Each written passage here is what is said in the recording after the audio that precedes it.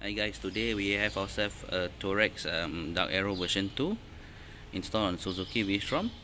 Okay, the version 2 is an upgrade from the old version, which have a thick U-shaped holder and a crush proof body. Light wise, 5000K lumen with two light color, yellow and white. And come as a standard is the switch, a waterproof switch with dual toggle, one for yellow, one for white. And for the yellow light, it made for long beam, long throw, more for highway use, rain, foggy weather.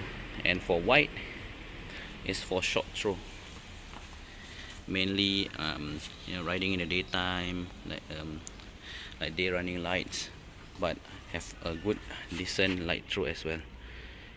And the switch is bolt mounted to the handlebar. So that's all for Tourex Darkarrow version 2.